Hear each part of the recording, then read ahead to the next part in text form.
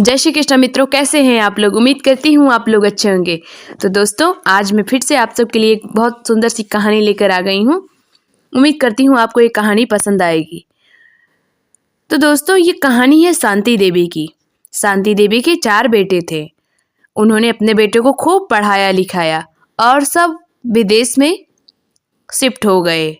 शांति देवी एकदम अकेली पड़ गई। 2 साल पहले ही उनके पति का भी देहांत हो गया था। अब तो वो एक से एकदम अकेली पड़ गई। वो जब भी अपने बेटों को फ़ोन करती तो सब कहते, माँ अभी हम व्यस्त हैं, हम नहीं आ सकते। वो कहती, तुम नहीं आ सकते तो मुझे ही बुला लो। लेकिन सब आनाकानी करते। सब एक दूसरे पे टाल देते कि बड़े भैया बुला ले, छोटा भाई बुला ले। और कोई अपनी माँ को रखना नहीं चाहता था। कुछ दिन करते करते शांति देवी को ये बात समझ में आ गई थी कि उनके बच्चे अब उनसे जी छुड़ा रहे हैं। फिर उन्होंने भी जिंदगी जीने का दूसरा तरीका अपना लिया। वो भगवान की भक्ति और भजनों में लग गई और 2 नौकर रख लिए, क्योंकि वो पैरों से काम नहीं कर पाती थी। ज़्यादा चल फिरना पाना उनके लिए बहुत मुश्किल था। बड़ी मुश्किल से वो कुछ अपने ज़रूरी काम कर लेती थी और पूजा पाठ करती। और फिर उनकी एक बहुत बड़ी हवेली थी जो शहर से कुछ दूरी पे थी। उस हवेली की साफ सफाई के लिए उन्होंने 2 नौकर रख लिए। 2 नौकर खाना बनाने के लिए, 2 नौकर साफ सफाई के लिए।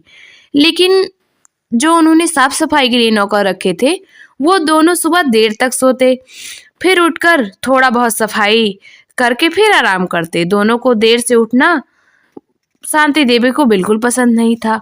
वो परेशान रहती थी और उन्हें डांटती भी थी कि तुम लोग ऐसे काम करोगे तो मैं निकाल दूंगी। लेकिन वो रोने धोने लगते, कहते, मालकिन अगर आप हमें निकाल देंगे तो हमारा परिवार कैसे चलेगा। हम ऐसी गलती नहीं करेंगे, अब हम जल्दी उठेंगे। रोज कहते कल से उठेंगे, कभी जल्दी नहीं उठते थे।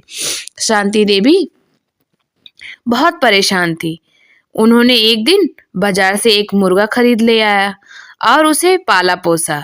वह मुर्गा सवेरे सवेरे बांग देता था तो शांति देवी उठ जाती और साथ ही उन दोनों नौकरों को भी उठा के काम में लगा देती और स्वयं पूजा पाठ में लग जाती। सुबह सुबह उठकर काम में लग जाने के कारण उन दोनों को शांति देवी बहुत गुस्सा आता, बहुत झल्ला जाते। कहते, ये बुढ़िया तो खुद तो सठिया गई है और हमें भी काम कर रही है। ऐसे ही कुछ दिन चलता रहा। अब वो दोनों एकदम परेशान हो गए थे। एक दिन दोनों ने मिलकर विचार किया कि ये शांति देवी सुबह हमें जल्दी उठा देती है। इसका मेन कारण है मुर्गा, जो सुबह सुबह ही बांग देता है। यदि ये मुर्गा ना रहे तो हमें आराम से उठा करेंगे, क्योंकि न ये बांग देगा, न शांति देवी यानी कि बुढ़िया उठेगी, न हमें काम के लिए कहेगी। यही सोचकर दोनों ने मुर्गे को कसाई के पास बेच दिया और कसाई ने उसे मार दिया। अब मुर्गा ना होने के कारण शांति देवी बहुत परेशान हो गई। उन्हें समय का अंदाजा ही नहीं रहता। उनकी नींद जब भी खुलती तभी वो नौकरों को जगाकर काम में लगा देती। अब तो वो दोनों शांति देवी के व्यवहार से और परेशान हो गए। सोचने लगे, इससे अच्छा तो मुर्गा ही था, कम से कम निश्चित समय पर बांग देता था और बोलता था। लेकिन अब तो बुढ़िया का जब मन होता है तब उठा देती है, हमें सोने का मौका ही नहीं मिलता। अब उन्हें अपने किए गलती में पछतावा हो रहा था कि उन्होंने मुर्गे को क्यों हटा दिया। लेकिन अब पछताने से होने वाला क्या, जो होना था हो गया। नौकरों का काम है मालिक की सेवा करना, लेकिन वो दोनों नौकर कामचोर थे। सुबह बांग देने वाले मुर्गे को मारकर उन्होंने ये सोचा अब सुबह नहीं उठना पड़ेगा। लेकिन उनकी परेशानी तो और बढ़ गई। अब तो बिना विचारे, इसीलिए कभी बिना विचारे कुछ नहीं करना चाहिए। दूसरों के साथ जैसा हम व्यवहार करेंगे वैसा ही हमें मिलेगा।